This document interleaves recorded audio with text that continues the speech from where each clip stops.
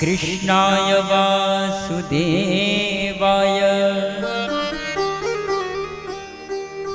हरये परमात्मने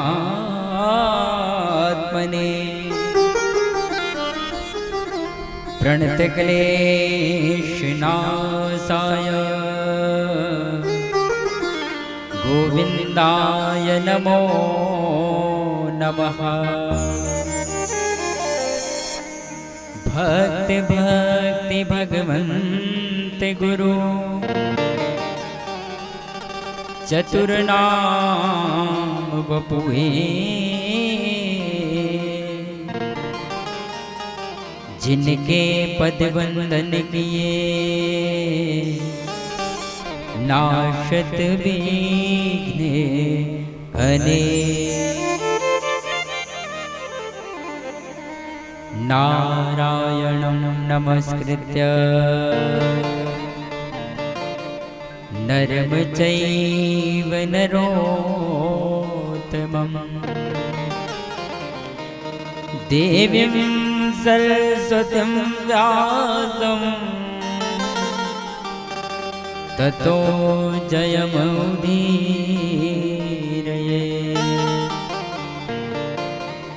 मनोजवं मारुततुल्यवेगं जितेन्द्रियं बुद्धिमतां वरिष्ठं वातात्मजं वानरयोद्धमुख्यं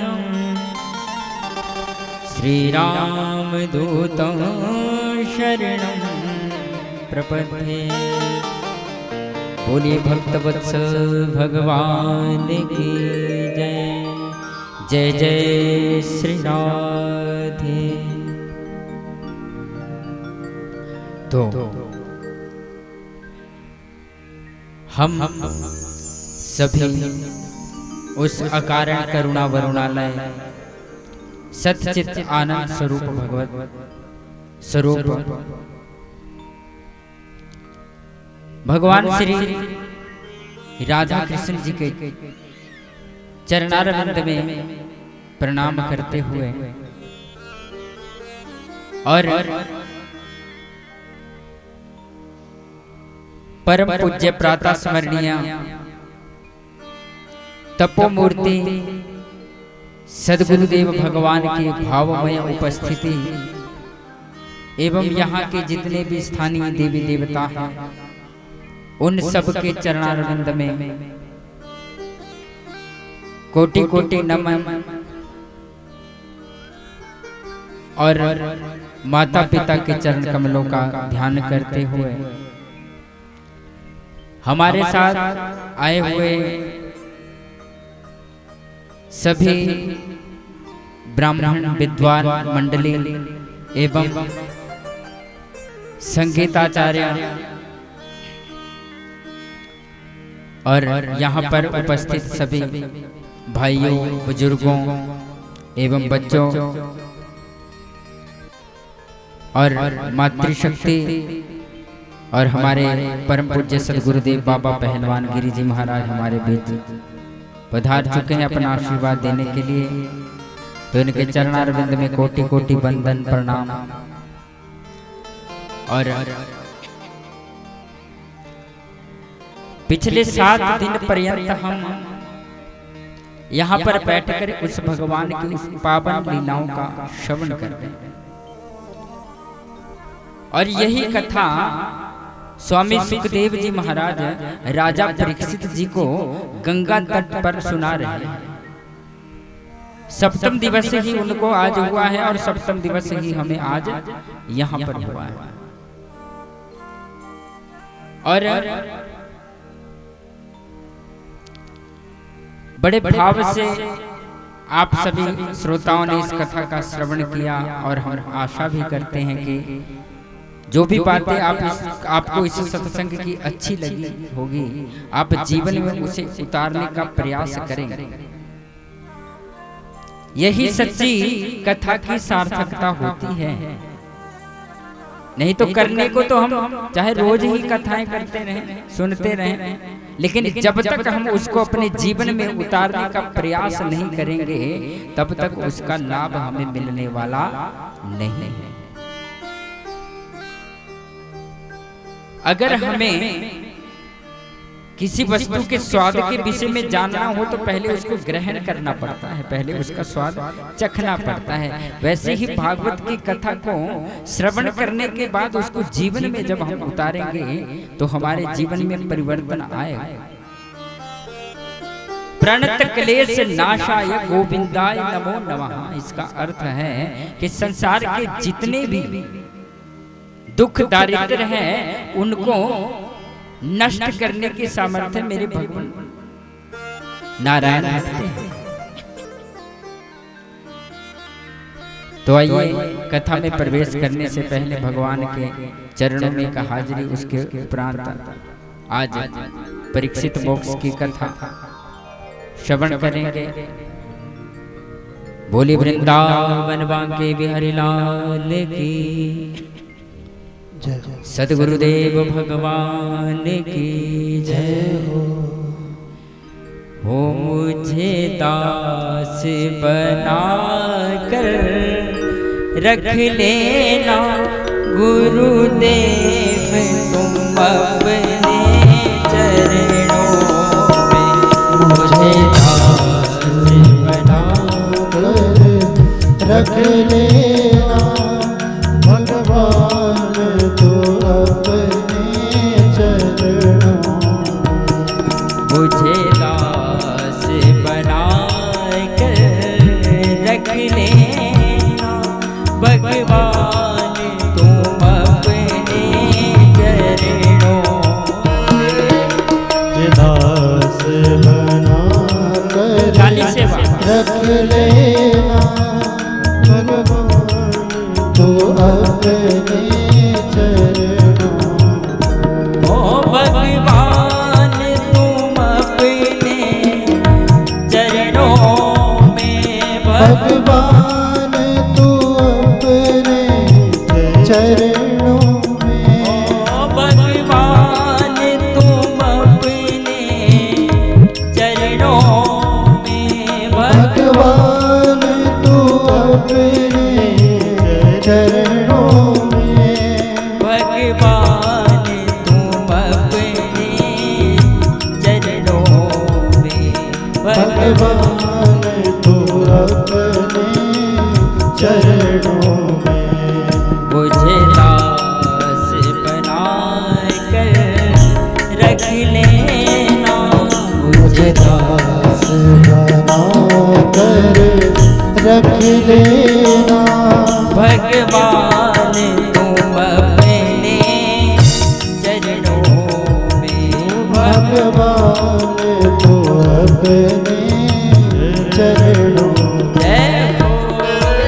ताली से वो बड़े भाव से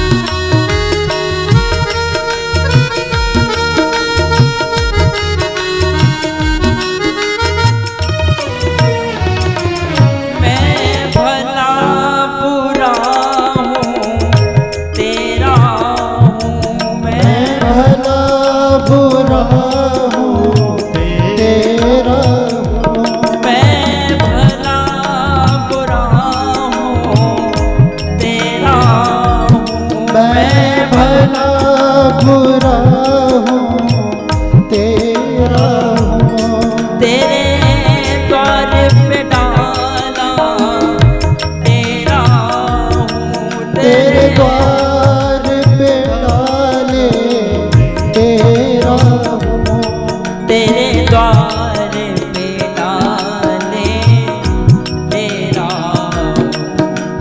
द्वार पे डाले तेरा। मुझे नौकर जाने के रख लेना, मुझे नौकर जाने के रख लेना। भगवान तुम अपने चरणों में, भगवान तू अपने चरणों में। मुझे दास बना कर रख लेना, मुझे दास बना कर रख लेना। भगवान तुम अपने चरणों में, भगवान तू अपने चरणों में। काली सेवा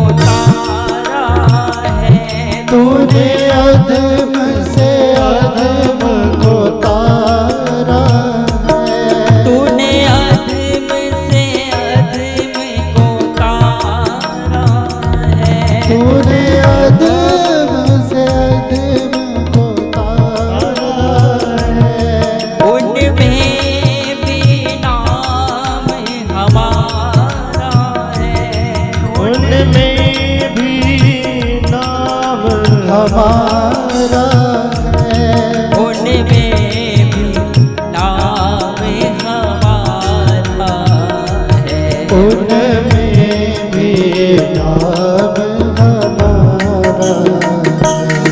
मुझे भार समझ कर रख लेना, मुझे भार समझ कर रख लेना।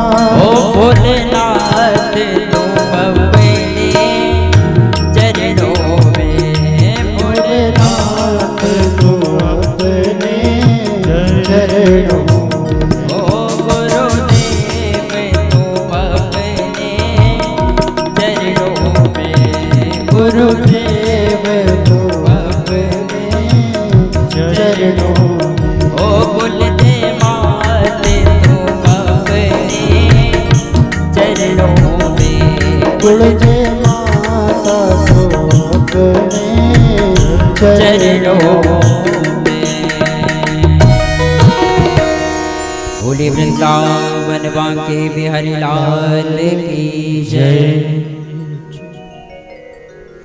तो भगवान से हम सबको मिलकर यही प्रार्थना करनी है बस, कि मुझे दास बनाकर रख लेना। मैं भला हूँ बुरा हूँ जैसा कैसा भी हूँ आपका हूँ बस। जब हम भगवान से अपना रिश्ता जोड़ लेंगे तो भगवान हमारी हार नहीं होने देंगे। वो इस भवसागर से हमें अवश्य पार करेंगे, लेकिन विश्वास तो करना पड़ेगा, क्योंकि भवानी शंकरो वंदे श्रद्धा विश्वास रूपिणो याभ्याम विना न पश्यन्ति सिद्ध स्वांत स्थमीश्वरम। जो भगवती मैया मेरी दुर्गा मैया कुलजा मैया है ना, वो श्रद्धा का स्वरूप है। जिसके अंदर श्रद्धा नहीं है उसको भगवती माँ कहाँ से मिलेगी। और विश्वास का जो स्वरूप है वो भगवान भोलेनाथ है। जब तक हमारा विश्वास भगवान पर दृढ़ नहीं होगा तब तक भगवान को प्राप्त करना आसान नहीं है। हम संसार पर विश्वास करते हैं और संसार हमें धोखा दे देता है। सच्ची मानिएगा, इस संसार में कोई किसी का नहीं है।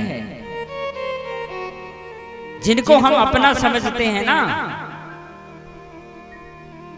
वो हमारे अपने नहीं होते, किसी ना किसी स्वार्थवश हमारे साथ जुड़े होते हैं।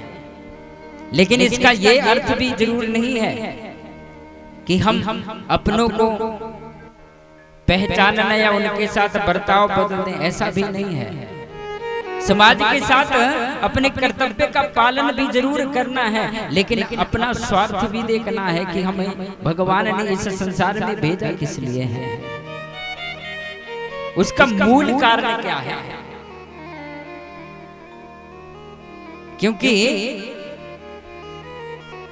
अभी से अगर हम प्रयास नहीं करेंगे, युवा अवस्था में हम प्रयास नहीं करेंगे, तो फिर वृद्धा अवस्था में हमारा अभ्यास नहीं बनने वाला। एक संत ने बड़ा सुंदर भाव भी लिखा है कि भजन करो मस्त जवानी में, बुढ़ापा किसने देखा है। किसी के पास गारंटी कार्ड तो है नहीं कि इतने वर्ष हम जिएंगे। क्या पता कौन से जीवन की कौन सी सांस हमारी आखिरी सांस होगी।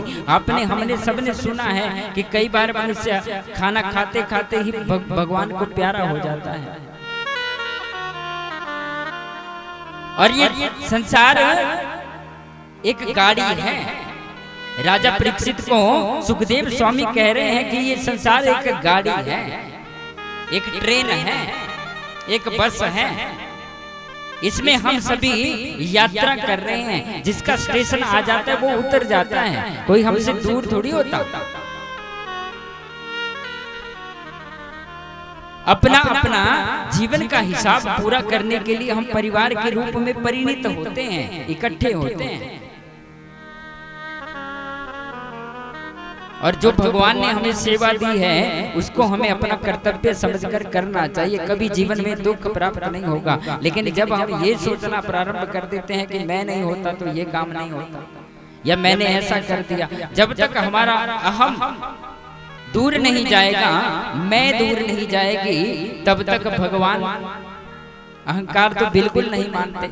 और अहंकार को दूर करने के लिए भगवान अवतार लेते हैं किसी न किसी रूप में। और सुखदेव स्वामी राजा परीक्षित से कहते हैं कि भगवान ने बड़ी पावन लीलाएं की, और एक दिन भगवान का मन हुआ कि अपने परिवार को लेकर के कहीं घूमने फिरने चले। आपका भी मन होता है, हमारा भी मन होता है कि अपने परिवार को लेकर के, जैसे हम काम करते हैं, काम से निवृत्त होकर के कहीं घूमने के लिए जाएं। लेकिन हम घूमने के लिए कहाँ जाते हैं? पर्यटन स्थलों में जाते हैं। भगवान की तरफ हम कम जाते हैं और संसार की तरफ हम अधिक जाते हैं। ये भी गलती है। तो भगवान का मन हुआ और अपने परिवार को लेकर के भगवान घूमने के लिए जा रहे हैं। और घूमते घूमते भगवान विश्राम करने लगे। और जैसे विश्राम करने लगे तो बच्चों को भगवान ने कहा कि तुम जाके खेलो अपना, जैसे हम बोल देते हैं कि बच्चों खेलो। और भगवान विश्राम कर रहे हैं। इतने में बच्चे खेलते खेलते, बच्चों की वो गेंद से खेल रहे थे और गेंद एक कुएं में जाकर के गिर गई। बोली वृंदावन बांके बिहारी लाल की। और कुएं में जब गेंद गिरी तो बालक जाकर के लाने के लिए कुएं के पास गए। और कुएं में जाकर के उन्होंने देखा एक बहुत बड़ा गिरगिट उसमें था। बहुत बड़ा गिरगिट, छोटा नहीं। अब गिरगिट को देखा तो डर गए, अरे इतना बड़ा गिरगिट तो हमने आज तक देखा ही नहीं। और जाकर के कृष्ण भगवान के पास बोलते हैं, प्रभु वहाँ कुएं में हम खेल रहे थे तो हमें बहुत बड़ा गिरगिट दिखाई दिया। वहाँ इतना बड़ा गिरगिट हमारे जीवन में देखा नहीं। और जैसे ही प्रभु गए देखने के लिए, प्रभु ने जैसे ही उसका स्पर्श किया, वो गिरगिट तुरंत एक बहुत सुंदर दिव्य पुरुष बन करके प्रकट हो गया। और जैसे ही प्रकट हुआ तो भगवान को प्रणाम किया। बोलिए द्वारिकाधीश भगवान की। और प्रभु को जैसे प्रणाम किया तो प्रभु ने कहा, अरे तुम कौन हो? तो वो गिरगिट बड़े अहंकार में बोलने लगा कि प्रभु आप मुझे नहीं जानते।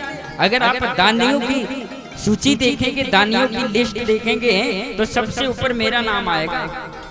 कितने अभिमान में भगवान से बात कर रहा है। और देखिए जिसके अंदर अहंकार आ गया ना, भगवान उसको दूर जरूर करते हैं। तो भगवान ने कहा, अच्छा तो कौन हो आप? बोले मैं नरेंद्र, राजा नरेंद्र था। इक्ष्वाकु के परिवार में मेरा जन्म हुआ था और राजा नरेंद्र था, लेकिन मैं बहुत दान पुण्य करता था। हर रोज इतने आसमान में तारे नहीं है प्रभु जितने मैंने गौओं का दान किया है। और ऐसा वैसा गौदान नहीं, सिंगों को स्वर्ण से मढ़ता था और पीठ को चांदी से और खुरों को सोना चांदी मढ़ करके गौ का दान करता था। और इतने गौदान जीवन में किए हैं कि आकाश में इतने तारे नहीं है। तो भगवान ने कहा, फिर तुम्हारी ये दशा कैसे हो गई? भगवान भी आनंद ले रहे हैं, भगवान तो सब कुछ जानते हैं, लेकिन फिर भी पूछ रहे हैं कि फिर तुम्हारी ये ऐसी दशा कैसे हुई? तो उसने कहा कि एक समय की बात है, मैं दान करके ब्राह्मण देवताओं को गौदान करता था, गौएं देता था। तो हुआ ऐसा कि जैसे मैंने गौदान दिया, जिससे मैंने गौ खरीद करके गौदान दिया था, गौशाला से गौदान दिया, तो गौ वहां से छूट करके दोबारा मेरे गौशाला में आ गई।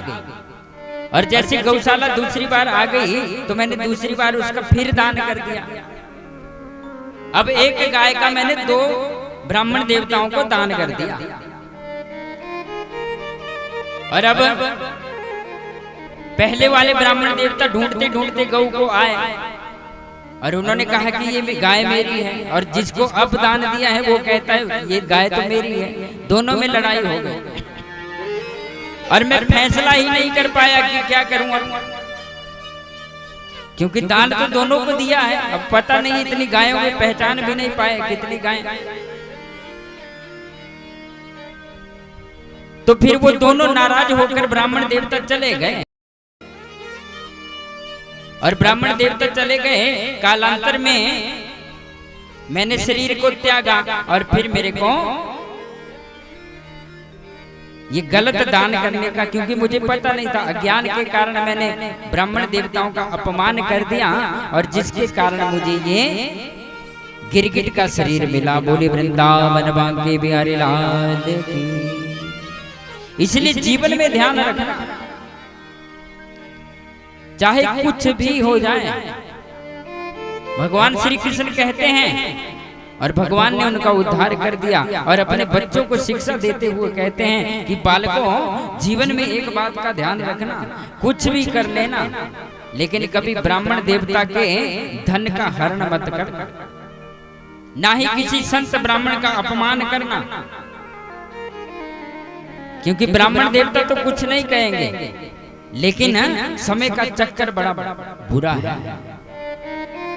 समय की जब मार पड़ती है ना, तो अच्छे अच्छों की अकल ठिकाने लग जाती है। समझा रहे हैं, डरा रहे हैं, अपने बच्चों को समझाते हैं जैसे हम भी समझाते हैं, और बच्चे मान भी रहे हैं, कुछ बातें मान भी लेते हैं, कुछ नहीं भी मानते, और बच्चों को समझा रहे हैं। कालांतर में बच्चों ने ऐसा मजाक दुर्वासा ऋषि के साथ किया था, इसकी कथा हमने कल सुनी है। और फिर दुर्वासा ऋषि ने शाप दे दिया था कि सांप के गर्भ से, इस गर्भवती महिला के गर्भ से क्या पैदा होगा। वो नाटक कर रहे थे ना, भगवान कृष्ण के जो बच्चे थे वो नाटक करके ऋषियों की परीक्षा ले रहे थे, संतों की परीक्षा ले रहे थे, क्योंकि भगवान के बच्चे हैं। अभिमान है कि हमारे पिता साक्षात द्वारिकाधीश है। और समाज में भी ऐसा ही होता है, अगर हमारे पिता या माता कोई अच्छी पोस्ट पे होते हैं तो हम अभिमान में घूमते हैं, लेकिन हमारा मानना है कि माँ बाप की दौलत पे क्या घमंड करना, माँ बाप की दौलत पे क्या घमंड करना। मजा तो तब है कि दौलत हम कमाएं और घमंड हमारे माँ बाप करें। अच्छा काम हम करें और हमसे हमारे माता पिता का नाम को लोग जानें। भगवान ने बहुत समझाया उनको, लेकिन उन्होंने बात नहीं मानी और परीक्षा लेने लगे दुर्वासा ऋषि की। कहते हैं ये हमारी पत्नी है और इसके गर्भ में कुछ है। दुर्वासा ऋषि ने कहा अच्छा मेरी परीक्षा ले रहे हो, भगवान के बच्चे होकर तुम्हें इतना पता नहीं है कि किसके साथ कैसी बात करनी चाहिए। और दुर्वासा ऋषि ने सब कुछ बता दिया कि इसका नाम सांब है और तुम इसे स्त्री बनाकर, एक पुरुष होकर के स्त्री बना बैठा घूमता है। जाओ मैं शाप देता हूँ, इसके पेट से न बेटा होगा न बेटी होगी, यदुवंश का नाश होगा। और कालांतर में उस सांप के गर्भ से एक मूसल निकला लोहे का, और यदुवंशियों ने सोचा कि इसको हम घिसा घिसा के समुद्र में बहा दें, इसको हम खत्म कर देंगे तो कैसे हमारा नाश होगा। और घिसा रहे हैं समुद्र की तरफ, घिसा घिसा के इतना सा बच गया, छोटा सा बिल्कुल। अब छोटा, इससे क्या नाश होगा यदुवंशियों का, और उसको ऐसे ही फेंक दिया और मछली ने उसको खा लिया। और फिर उन यदुवंशियों के साथ क्या हुआ आगे की कथा में आएगा। और अब सुदामा चरित्र में प्रवेश करते हैं। बोले वृंदावन बांके बिहारी लाल। तो भगवान ने बहुत लीलाएं की, और गुरुकुल में जब भगवान श्री कृष्ण पढ़ते थे तो उनके एक बहुत ही अच्छे मित्र सुदामा थे। रावण के बाद यदि चारों वेदों का किसी को ज्ञान था वो केवल मात्र सुदामा जी थे। वो कोई छोटी मोटी शक्ति नहीं थी, वो परम ज्ञानी थे, ब्रह्म ज्ञानी थे। उनको त्रिकालदर्शी थे, उनको पता था आने वाले भविष्य का भी, गए हुए समय का तो सबको पता ही होता है, लेकिन वो त्रिकालदर्शी थे और उनको सब पता था। लेकिन वो गरीब कैसे हुए, दरिद्र कैसे हुए, इसकी एक कथा है कि एक मैया थी, बुढ़िया माँ, जो कि सील के द्वारा दाने इकट्ठे करती थी। सील समझते हो, जैसे खेतों में जब हम फसल काटते हैं तो उसके बाद कुछ दाने रह जाते हैं खेतों में, तो उसको बीन करके चुग करके वो मैया लाती थी और फिर उससे अपना गुजारा करती थी, और फिर अपना पालन पोषण करती थी, भोजन करती होगी। और एक दिन चोर आए और चोरों ने आकर के वहां पे चोरी कर ली। अब आप सोचिए कि कितनी मेहनत से उस मैया ने वो दाने, वो चने इकट्ठे किए होंगे। चोर ले गए तो मैया को बड़ा क्रोध आया, उसने शाप दे दिया कि जो इन चनों को खाएगा वो सारी जीवन भर दरिद्र बन के रह जाएगा। बोले वृंदावन बांके बिहारी लाल। और फिर अब चोर भाग रहे हैं, भागते भागते हैं सिपाही आ गए और चोरों ने उनको फेंक दिया। और फेंका कहाँ पे? संदीपनी ऋषि के आश्रम में, जहाँ पे गुरुकुल पे वो पढ़ते थे दोनों मित्र, और वहां पे चनों को फेंक दिया। आज आश्रम में कुछ खाने को नहीं था, तो मैया ने, गुरु माता ने सोचा कि बच्चों को जंगल में भेजना है, लकड़ियां बीन करके लाएंगे सुदामा और कृष्ण। और फिर उन्होंने सोचा कि कुछ खाने के लिए है नहीं, और अचानक उनको वो पोटली दिखाई दी जो चोरों ने वहां पे फेंकी थी। अब जब वो दिखाई दी तो गुरु माता ने सोचा चलो कुछ तो बच्चों के पेट में जाएगा, इतना ये जाएंगे जंगल से लकड़ियां लाएंगे, तो वो चने दे दिए। और जैसे ही चने सुदामा के पास दिए, अब सुदामा त्रिकालदर्शी है, उसको पूरा ज्ञान है, और उसने देखा, ध्यान लगा करके तो उन्हें पता चल गया कि जो इस चने को खाएगा वो जीवन भर दरिद्र बन के रह जाएगा। और सुदामा ने मन में विचार किया, अगर मेरे गोविंद ने इसको खा लिया तो मेरे गोविंद दरिद्र बन के रह जाएंगे, इसलिए मैं उसको कुछ नहीं दूंगा। और चुपचाप पेड़ पर चढ़ करके खा रहे हैं। और आवाज आ रही है चने खाने की। कन्हैया पूछ रहे हैं सुदामा कुछ खा रहे हो? सुदामा कहते नहीं मैं कुछ नहीं खा रहा, ये तो ठंड लग रही है, मेरे दांत टक टक कर रहे हैं। बहाना लगा दिया और खुद खा लिया और सारी जीवन एक मित्र के लिए दरिद्रता को स्वीकार कर लिया। इसे कहते हैं मित्रता। सुदामा कृष्ण जैसी मित्रता ना भूतो ना भविष्य थी, ना कभी हुई है ना कभी हो सकती है। आजकल तो स्वार्थ के लिए मित्रता लगती है।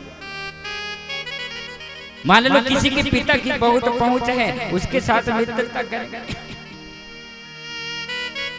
और मित्रता कैसी होनी चाहिए? मित्रता का रिश्ता इस संसार में सबसे ऊंचा होता है, खून के रिश्ते से भी ऊंचा होता है अगर कोई निभाने वाला हो तो।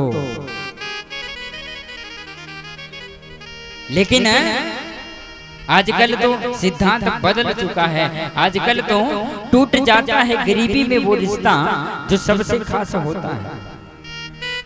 हजारों यार बनते हैं जब पैसा पास होता है। आजकल तो ये बात चली। और उस समय सुदामा ने भगवान की दरिद्रता को अपने ऊपर लिया। सोची कितना बड़ा त्यागी था। और लोग उसे गाने बनाकर झांकियां निकालकर बदनाम करते हैं कि अरे द्वारपालो कन्हैया से कह दो। और ऐसे दिखाते हैं कि सुदामा को धक्के लगाए गए थे, जबकि सुदामा को धक्के इतनी औकात थी किसी में कि सुदामा जैसे परम संत को कोई धक्के लगा देते। लेकिन हमारे धर्म के साथ बड़ी छेड़छाड़ करते हैं लोग, और केवल मात्र सनातन धर्म से ही छेड़छाड़ करते हैं। तो इतना बड़ा त्याग सुदामा का जीवन में था। और सुदामा वहां से गुरुकुल से घर में आ गए और घर में आकर के शादी हुई सुशीला के साथ। अब श्राप लग चुका है तो दरिद्रता ही रहेगी। और सुदामा का नियम था 5 घर भिक्षा मांगते थे, अगर 5 में नहीं मिली तो छठे में नहीं जाते थे। इतने संतोषी ब्राह्मण थे। और ब्राह्मण का संतोष ही परम धन है। जो ब्राह्मण संतोष से अपना जीवन व्यतीत करता है उसका ब्रह्म तेज प्रखर हो जाता है, ऐसा शास्त्र कहता है। और जो असंतोष में रहता है उसका ब्रह्म तेज नष्ट हो जाता है। तो सुदामा की शादी हो गई सुशीला के साथ और 4-5 बच्चे भी हो गए। लेकिन गरीबी इतनी कि आज अगर भोजन मिल जाए तो कल का पता नहीं होता था। लेकिन हर समय गोविंद गोविंद गोविंद भगवान का ही नाम लेते रहते सुदामा। और सुशीला मन में विचार कर कि पता नहीं कब हमारे अच्छे दिन आए। सबका एक सपना होता है। विवाह के बाद हर स्त्री का, हर पुरुष का एक सपना होता है कि मेरा अच्छा घर हो और मेरे पास हर प्रकार की सुविधा, अपने परिवार को सुखी करने की हर एक व्यक्ति इच्छा रखता है। लेकिन धन के बिना सुख कहां से प्राप्त हो? और शास्त्र 6 प्रकार के सुख बताता है। अर्थागमो नित्यम अरोगिता च प्रिय च भार्या प्रियवादिनी च वश्यश्च पुत्रो अर्थकरी च विद्या षड जीवलोकेषु सुखानि राजा। नित्य धन का आना एक सुख होता है। अगर रोज हमें धन प्राप्त होता रहे तो हम सुख महसूस करते हैं कि ये सुख है। और हमारा जीवन आरोग्य रहे, हमारा शरीर आरोग्य रहे, कोई बीमारी, ये दूसरे नंबर का सुख है। प्रिय च भार्या, और प्रेम करने वाली पत्नी मिल जाए, ये तीसरे नंबर का सुख है। प्रियवादिनी च, और मीठा बोलने वाली पत्नी मिल जाए, ये तो बहुत बड़ा सौभाग्य है। वश्यस्य पुत्रों, और पुत्र आज्ञाकारी हो, ये 5वां। अर्थकरी च विद्या, और धन देने वाली जो विद्या होती है, ऐसी विद्या हम सीखें जिससे हमें धन प्राप्त हो। ये 6 प्रकार के सुख बताए गए हैं। और सब सुख तो हैं, लेकिन धन का सुख सुदामा के जीवन में नहीं है। और फिर सुशीला मन में विचार करती है, सोचती है कब हमारे अच्छे दिन आएंगे। बच्चे भी कहते हैं माँ कुछ खाने को दो, भूख लगी, लेकिन दे कहां से।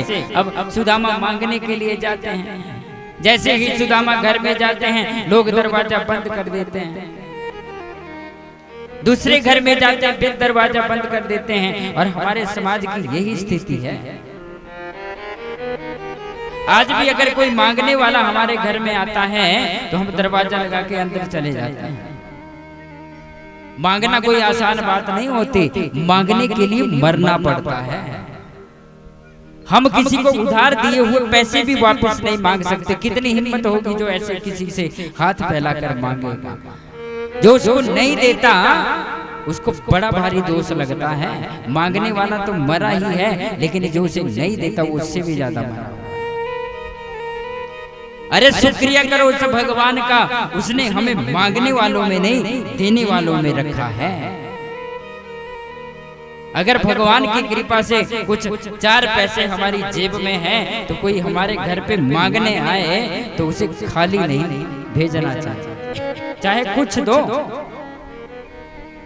धन नहीं है तो थोड़ा आटा दे दो, चावल दे दो, कोई वस्त्र दे दो। इससे हमें पुण्य की प्राप्ति होती है। लेकिन लोग जैसे ही सुदामा मांगने के लिए जाते भवती भिक्षाम देहि, लोग दरवाजा बंद कर देते। और फिर सुदामा 5 घरों में मांगते, अगर मिल गया कुछ तो ले आते, और नहीं मिला तो वापस आ जाता। समय बीतता गया और एक दिन सुशीला ने कह ही दिया कि प्रभु स्वामी हमारे अच्छे दिन कब आएंगे। तो सुदामा ने कहा अरे देवी भगवान की कृपा होगी तो हमारे भी अच्छे दिन आएंगे। बोले बच्चे भोजन मांग रहे हैं, मैं क्या कहूं। अब भोजन नहीं है तो कहां से लाए वो मां। और जितना माँ अपने बच्चों को समझती है ना, पिता नहीं समझ सकते। माँ में वात्सल्य प्रेम होता है।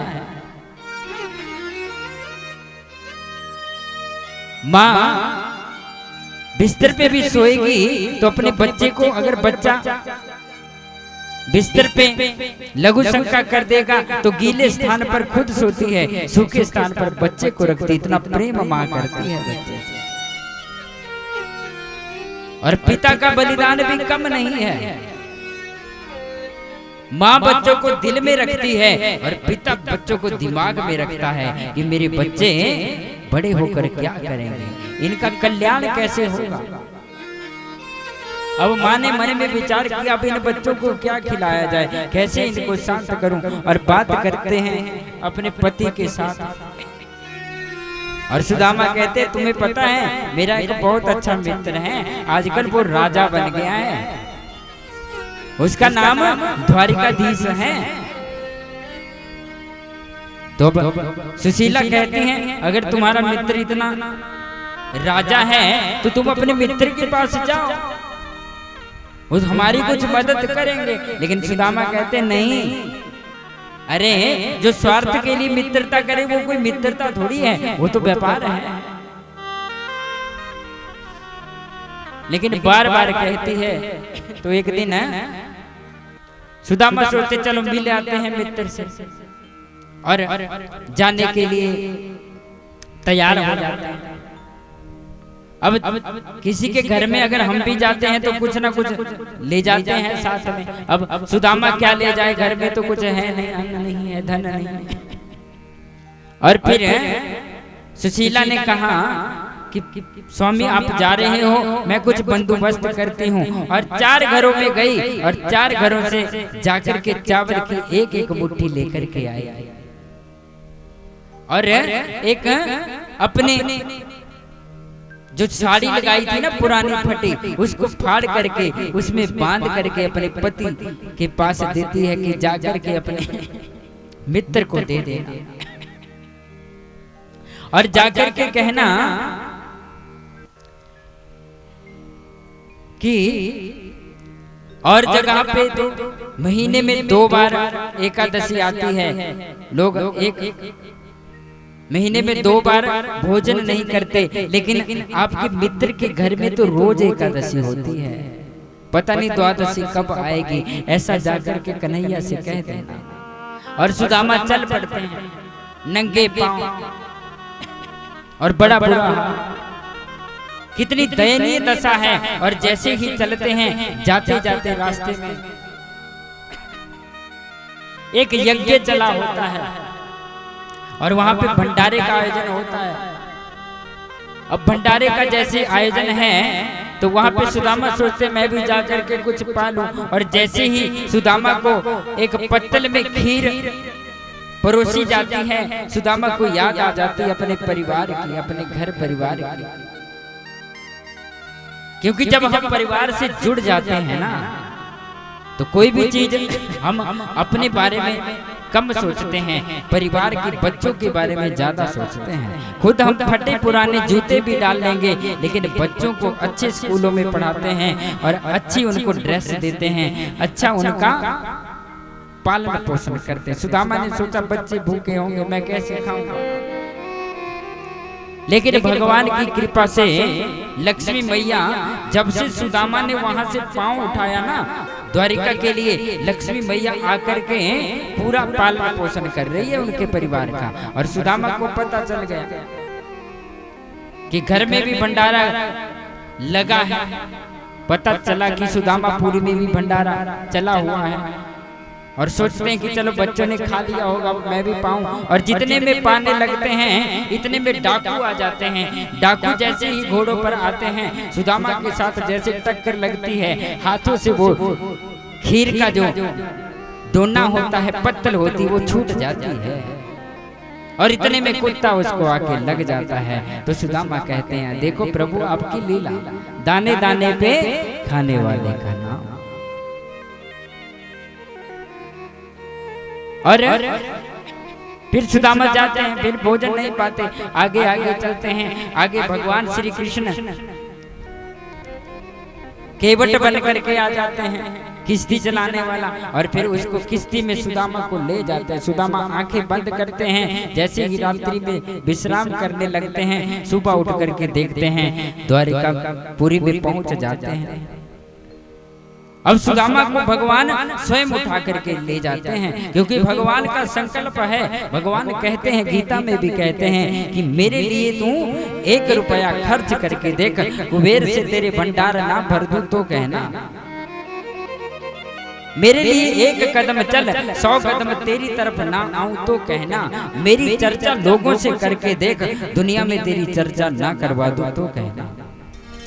भगवान की प्रतिज्ञा है, लेकिन हम सच्चे मन से चलने का प्रयास तो करें। आज सुदामा कुछ मांगने के लिए नहीं जा रहे हैं, लेकिन मिलने के लिए भगवान से जा रहे हैं। और हमारी गलती यही है, हम मिलने के लिए भगवान के पास मंदिर में नहीं आते, हम मांगने के लिए आते हैं।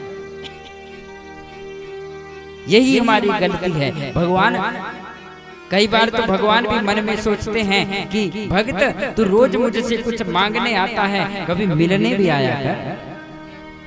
मान लो हम अपने माता पिता के पास पैसे ही लेने जाएं या कुछ सामान ही लेने जाएं तो उनको कितना बुरा लगेगा। कभी हम मिलने भी जाएं उनसे तो उनको अच्छा लगेगा।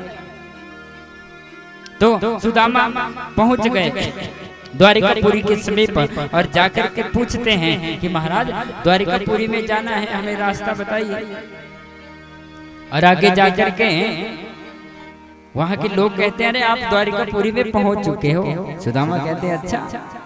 और जैसे ही जाते हैं, आगे द्वारपाल खड़े हैं। द्वारपालों ने देखा इतना तेजस्वी ब्राह्मण, ये कौन होगा, यहाँ कहाँ घूम रहा है। कपड़े बेशक सुदामा के मैले कुचैले फटे पुराने हैं, लेकिन ब्रह्म तेज इतना है कि उनका सूर्य की तरह मुख चमक रहा है। और सुदामा जैसे ही पहुंचते हैं, उन द्वारपालों ने बड़ा स्वागत सत्कार किया, पाद्य अर्घ्य आचमनीय देकर के, क्योंकि ब्राह्मण, क्योंकि द्वारिकाधीश भगवान कृष्ण का ये नियम था कि जो भी ब्राह्मण संत द्वार पे आता था उसकी पूजा की जाती थी, उसका अभिवादन किया जाता था। ये नहीं कि धक्के मार के उसको निकाला गया। ये मन गढ़ंत कथाएं हैं, इन पर ध्यान नहीं देना चाहिए। और फिर द्वारपालों ने बड़े आदर के साथ जाकर के बताया भगवान श्री कृष्ण से कि प्रभु सुदामा बाहर आए। जैसे ही सु कहा, सु कहते ही भगवान उठ गए और दामा जब तक कहा तब तक तो भगवान ने गले से लगा दिया जाता कि बनवान की भी। और जैसे ही गले से लगाया भगवान ने और रोने लगे भगवान। वात्सल्य उमड़ आया, क्योंकि जब दशा देख रहे हैं ना सुदामा की, अरे तुम्हारा ऐसा हाल। भगवान तो परीक्षा लेते हैं, वो तो घट घट के वासी है, जानते सब कुछ है, लेकिन आज रो रहे हैं। और पूछते हैं जाकर के अपना आसन पर सुदामा को बिठाया और आंसू से चरण धुलाए और हाल चाल पूछा।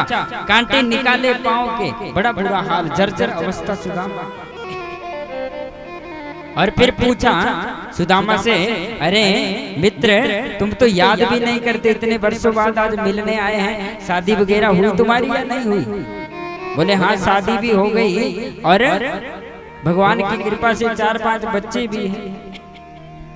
अब सुदामा पूछते हैं मेरा तो हो गया, लेकिन आप बताइए आपकी भी शादी हो गई? तो कन्हैया कहते हैं हाँ हो गई है। बोले तूने तो निमंत्रण भी नहीं दिया मुझे शादी का। तो कन्हैया कहते हैं इतनी जल्दबाजी में शादियां हुई कि निमंत्रण घर वालों को भी बाद में ही पता चलता था कि बहू रानी आ गई है। चलो कोई बात नहीं, भूल जाते हैं, घर में काम बहुत होता है, शादियों में याद नहीं किया, चलो कोई बात नहीं। तो मिलाओगी नहीं भाभी जी से? बोले भाभियों से मिलाता हूँ, सब्र रखो। और पूछते हैं कि पहले ये बताओ मेरे लिए भाभी ने क्या भेजा है? अब सुदामा ऐसे छुपा रहे हैं उसको पोटली को, कि कैसे बताऊं। अब इतने महल देख करके जब हम किसी अमीर रिश्तेदार या किसी बड़े घराने के मित्र से मिलने जाएंगे और हमारे पास पैसे कम हो, हमारी ड्रेस अच्छी नहीं हो, तो हमें थोड़ा अजीब लगता है। क्योंकि वहाँ पे जहाँ पे सोने चांदी की बातें हो रही हो, वहाँ पे हम जाके पीतल लोहे की बात करें तो अच्छा नहीं। सुदामा सोचते मैं कैसे बताऊं अब क्या दिया है। छुपा रहे हैं और इतने में कन्हैया ने एक झपटा मारा, वो पोटली नीचे गिर गई। और कन्हैया ने बड़े भाव के साथ, अरे भाभी ने मेरे लिए ये भेजा है। और कन्हैया ने जैसे ही उसको हाथ में लिया और चावलों को हाथ में लेकर के एक मुट्ठी को खाया और एक लोग की संपदा प्रदान कर दी। और जैसे दूसरी मुट्ठी को खाया, 2 लोगों की संपदा सुदामा को प्रदान कर दी। और जैसे कि तीसरी मुट्ठी को खाने लगे, रुक्मणी ने हाथ पकड़ ले, प्रभु क्या कर रहे हो, सब कुछ ही लुटा दोगे क्या? संसार के लिए भी कुछ रखो। तब भगवान रुके थे और उसके बाद लक्ष्मी मैया ने उसको ग्रहण किया। और फिर लक्ष्मी मैया ने सुदामा के घर में कुबेर को आदेश लगाया कि सुदामा नगरी का निर्माण कर दो। और घर में सुशीला बड़े अच्छे आभूषण डाल करके भगवान ने उनके सारे दुख दूर कर दिए। बहुत अच्छी एक द्वारिकापुरी की तरह ही एक सुदामापुरी का निर्माण हो गया। और फिर अब सुदामा कहते हैं कन्हैया से कि भाभी से नहीं मिलवाओगे तुम मुझे? अब कन्हैया कहते हैं कि कोई बात नहीं, बैठो मैं भेजता हूँ। और बोलते हैं अब सुदामा जी बैठे हैं आसन पर। पहले रुक्मणी जी आती है, प्रणाम करती है। सुदामा कहते हैं पुत्रवती भव, आयुष्मती भव। फिर सत्यभामा आती है, 7, 8, 9, 10, 11, 12। जब 15-20 हो गई तब सुदामा पूछते कन्हैया जी ये सब अपनी है या गांव वालों की है?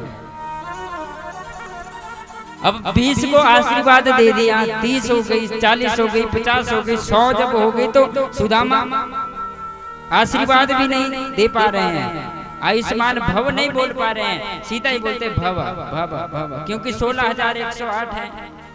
अब जब 400-500 हो गई तो सुदामा ने बोल दिया कन्हैया और कितनी है? तो कन्हैया कहते हैं अभी देखते जाओ। तो सुदामा कहते हैं मैं तो आशीर्वाद देते देते मेरी तो सारी जिंदगी गुजर जाएगी। कन्हैया एक काम करता हूँ, तुम मेरे पास प्रणाम करो, मैं तुम्हें आशीर्वाद दे देता हूँ, इन सबको मिल जाएगा। बोले वृंदावन बांके बिहारी राम। और फिर आशीर्वाद दे दिया। और उसके बाद सुदामा वापस जाने लगे।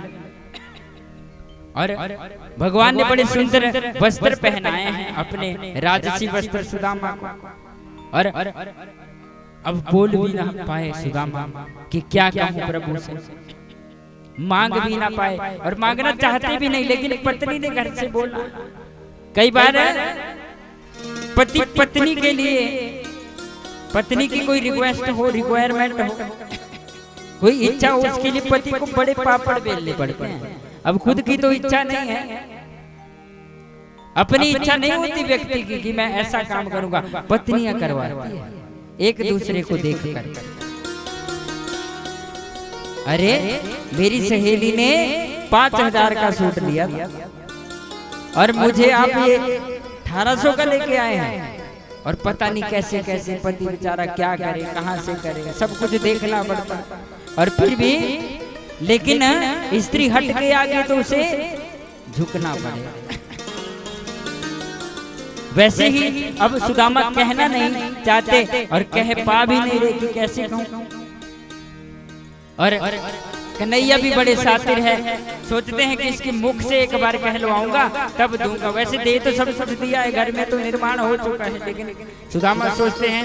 और कन्हैया वापस मांग रहे हैं कि ये कपड़े खोल दो, अब बहुत हो गया, अब ऐसा करो जो डाले थे ना वही डालो। और मालाएं भी खुलवा ली, आभूषण भी खुलवा लिए, कपड़े भी खुलवा लिए। सुदामा जाते जाते कहते कन्हैया से, अच्छा मित्र मैं चलता हूँ। द्वारिकाधीश कहते कोई बात नहीं, जाओ। सुदामा सोचते हैं अरे कैसा मित्र है, ये तो पूछ भी नहीं रहा। और फिर आगे दरवाजे पर जाते हैं, फिर एक बार कहते ठीक है फिर मैं जा रहा। कन्हैया कहते हैं जाओ, जा रहे हैं तो। कन्हैया भी अड़ी पर है कि सुदामा के मुख से कहलवाऊंगा कि चाहिए क्या। और सुदामा भी सोच रहे हैं कि मैं भी मुख से नहीं कहूंगा।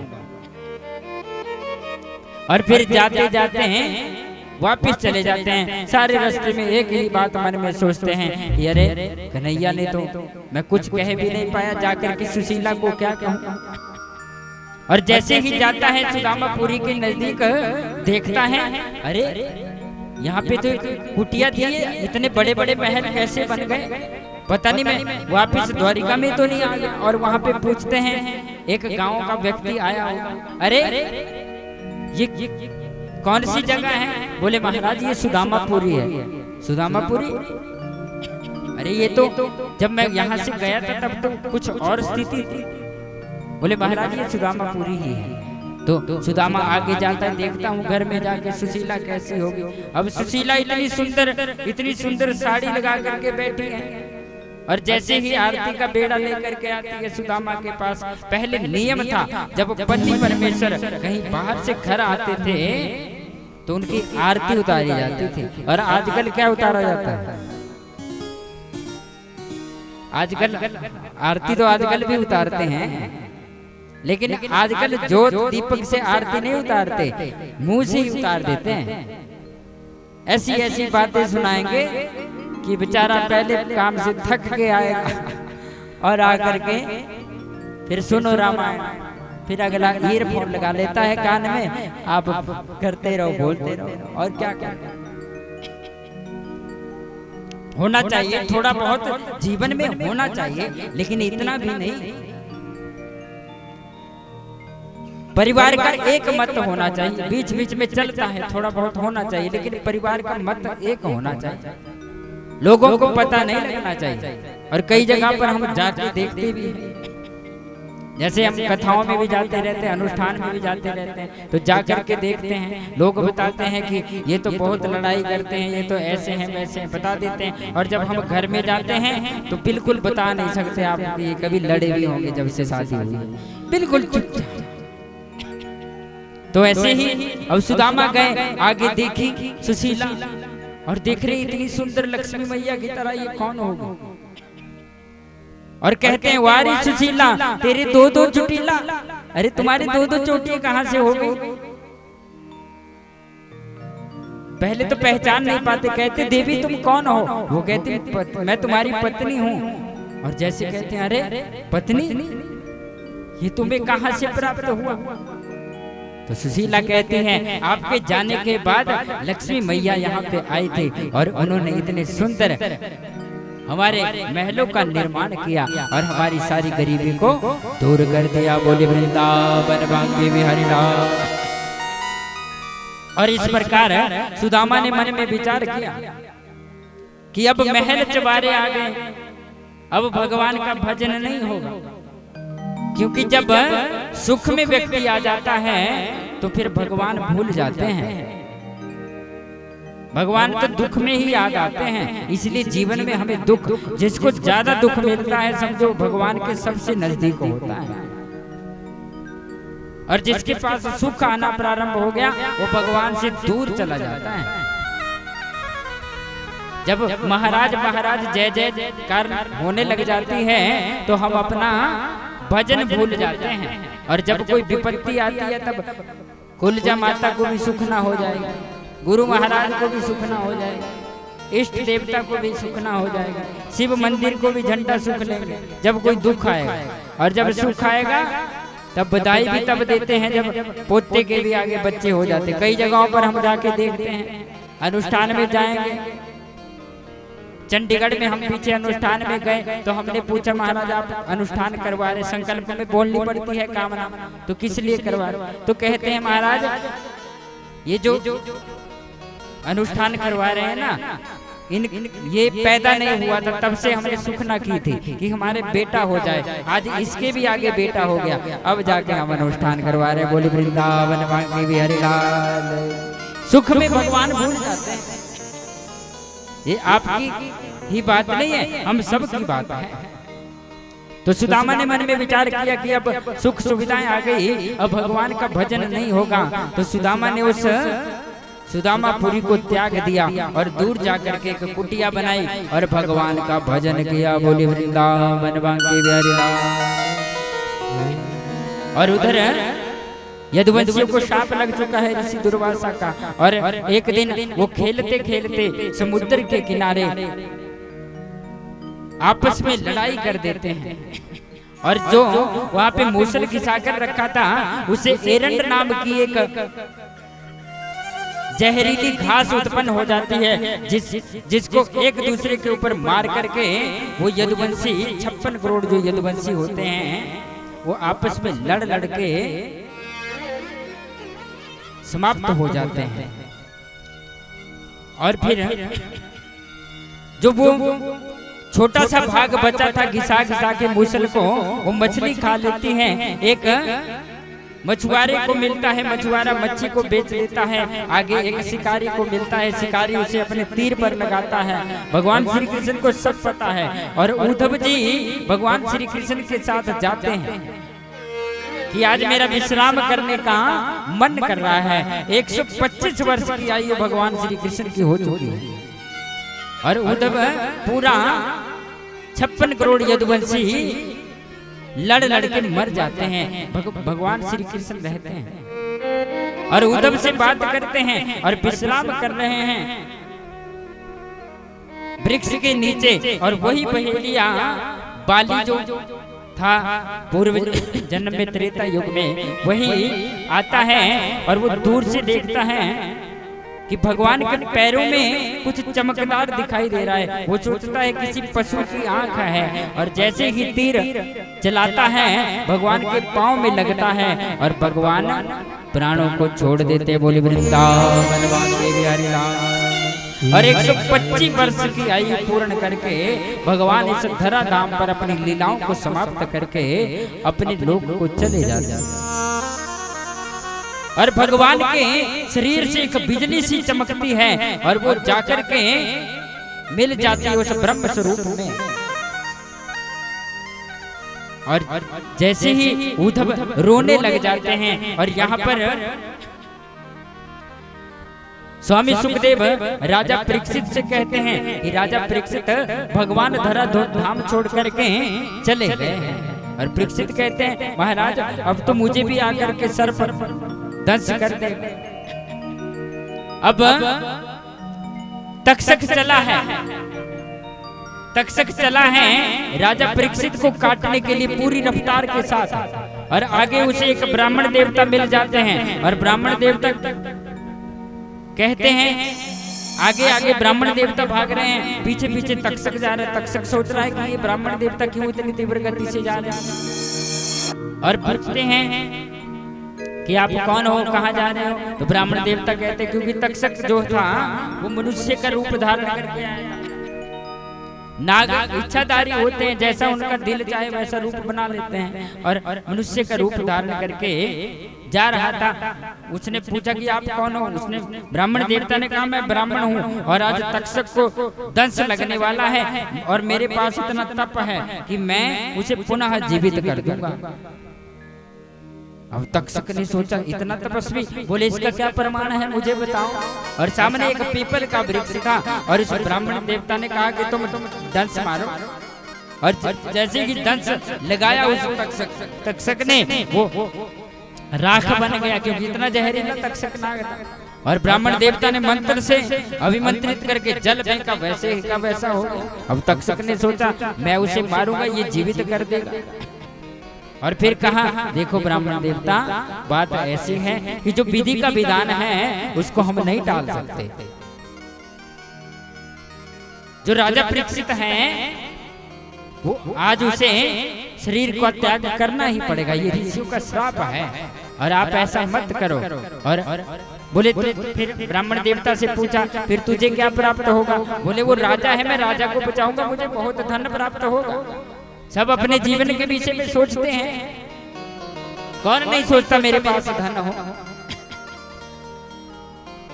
तो अब तक्षक ने कहा अरे धन की क्यों चिंता करते ब्राह्मण देवता, विधि विधान के साथ छेड़छाड़ मत करो, धन मैं तुम्हें प्रदान करूंगा क्योंकि मैं धन का स्वामी भी हूं। और जाकर के ब्राह्मण देवता को धन के भंडार बताए और ब्राह्मण देवता ने धन लिया, अपने वापस हो गए। और जाकर के तक्षक नाग, अब इतना पहरा जन्मेजय जो ऋषि थे राजा परीक्षित जी के बेटा, उन्होंने इतना पहरा लगा के रखा था कि किसी को भी अंदर प्रवेश नहीं करने दिया जाता। अब तक्षक मन में विचार करे इतने पहरे में मैं कैसे अंदर जाऊंगा। और तक्षक ने एक कीड़े का रूप बनाया और एक फूल जा रहे थे पूजा के लिए अंदर, और एक फूल के ऊपर जाकर के बैठ गए और जैसे ही प्रवेश किया। अब राजा परीक्षित से स्वामी सुखदेव कहते हैं कि राजन अब तुम डर रहे हो, इसका क्या कारण है। बोले मुझे तक्षक आके दंश कर देगा। तब सुखदेव स्वामी ने कहा अरे राजन इतनी कथा सुनने के बाद भी तुम्हें वैराग्य नहीं हुआ। अरे आत्मा ना तो मरती है, आत्मा ना जन्म लेती है, ये तो सिर्फ शरीर का चोला चेंज करती है, बदलती है, वस्त्र बदलती है, शरीर रूपी वस्त्र को बदलती है। और तुम कोई मरने वाले नहीं है क्योंकि आत्मा अजर अमर होती है। जैसे ही शरीर का बोध करवाया और राजा परीक्षित ने ध्यान लगाया, समाधि ली और अपने प्राणों को भगवान के चरणों में विलीन कर दिया। बोले वृंदावन बांके बिहारी लाल। अब लोक लाज के लिए तक्षक भी आया। तक्षक ने अपना बड़ा रूप बनाया और राजा परीक्षित जी के मृत शरीर पर दंश लगाया और फिर अपनी औपचारिकता पूरी की। और इसी के साथ परीक्षित का मोक्ष हुआ और परीक्षित भगवान के चरणों में जाकर के विलीन हो गए। बोले वृंदावन बांके बिहारी लाल। और जिस प्रकार आज परीक्षित जी को मोक्ष प्राप्त हुआ है, हम उस प्रभु से प्रार्थना करते हैं कि शर्मा परिवार से जो भी दिव्य आत्माएं इस शरीर को त्याग करके गई है, उन सभी को परीक्षित की तरह मोक्ष प्राप्त हो और बहुत ही प्रेम के साथ, आदर के साथ इन शर्मा परिवार में श्रीमती सुनीता देवी और इनके पुत्र, इनके पुत्र वधू, इनकी बेटियां, इनके परिवारजन, इनके चाचा जी, इनके भाई, इन्होंने बड़े भाव के साथ हम सभी का यहाँ पे सेवा की और इस भागवत में बहुत आनंद हम सभी ने प्राप्त किया। और बहुत सौभाग्यशाली है ये शर्मा परिवार, जिन्होंने अपनी नेक कमाई में से और अपनी उस दिव्य पुण्य आत्मा की नेक कमाई में से कुछ आंशिक दान भगवान के चरणारविंद में लगाया है। भगवान इनकी हर मनोकामना को पूर्ण करें और अपने चरणों की भक्ति प्रदान करें, यही हम कामना व्यासपीठ में भगवान से करते हैं। और आप सभी अपना कीमती समय निकालकर भगवान की इस पावन कथा को श्रवण करते रहे। आप सभी को भी व्यासपीठ की तरफ से बहुत बहुत साधुवाद। भगवान राधा कृष्ण आपके जीवन में उन्नति प्रदान करे, अच्छा स्वास्थ्य, आपके बच्चों को अच्छी विद्या आए, ऐसा हम व्यासपीठ की तरफ से आप सभी को आशीर्वाद प्रदान करते हैं। और आप सभी के जीवन के लिए बहुत बहुत मंगल कामनाएं करते हैं और प्रार्थना भी करते हैं कि हमारे किसी भी साथी से, किसी विद्वान वर्ग से या हमारे संगीताचार्य से या हमारे साथ आए हुए जो डी लाइव करेंगे, इनसे किसी भी प्रकार की अगर कोई गलती हो गई हो बोलने में या कोई व्यवहार में, क्योंकि हम तो बच्चे हैं, हम तो आपके ही बच्चे हैं, ये भी हम कहते हैं। आप हमारा परिवार है, आप कोई अलग नहीं है। जिस दिन सबसे पहले माता जी ने मुझे फोन पर संपर्क किया और पूछा कि बेटा हमें कथा करवानी है, तो आप बताइए कि उसके लिए जो आपका होता है खर्चा वगैरह। हमने कहा भैया अगर हमने पैसा कमाने के लिए ही इस काम को करना होता तो हमारे पास और भी बहुत रास्ते थे। हम कोई दुकान कर लेते, कोई और काम कर लेते अगर हमने पैसा ही इकट्ठा करना था। लेकिन और ये हमारे घर का काम है, इसके विषय में आप हमसे बात मत करिए, आपको तो आशीर्वाद ही मिल जाए, यही हम बच्चों के लिए तो बहुत है। ऐसी बात इनके साथ हुई और फिर इन्होंने कहा कि हम आप तिथि निर्धारित करें और हम कथा करवाएंगे, क्योंकि कोरोना काल में यह कथा होनी थी। लेकिन उस समय सभी भारत वर्ष का पूरा विश्व ही बंद था, जिसके कारण अब जन्माष्टमी, क्योंकि जो काम जब होगा ना तभी होगा। और देखिए कितना पावन संयोग है, जन्माष्टमी का पावन त्योहार, रात को सभी ने पूरे विश्व में राधा कृष्ण की जय जयकार हो रही थी और हम भगवान शंकर की गोद में बैठ करके उस दिव्य आत्मा की याद में इस पावन कथा को श्रवण कर रहे थे। कितने सौभाग्य की बात है। तो अगर हमसे, हमारे किसी साथी से किसी भी प्रकार की आप कोई गलती हो गई है तो भूल कर भी भूल हमसे हो गई तो उसे भूल समझकर भूल जाना, भूलना सिर्फ भूल को, हमें मत भूल जाना। इन्हीं शब्दों के साथ हम अपनी वाणी को विराम देते हैं और प्रार्थना करेंगे कि यजमान परिवार जो कुछ भी पुष्प आशीर्वाद ब्राह्मण देवताओं को देना चाहते हैं वो दे सकते हैं। अब एक भजन और उसके बाद फिर भगवान को भोग लगेगा, आरती होगी और भागवत जी की विदाई होगी। बोले वृंदावन बांके बिहारी लाल।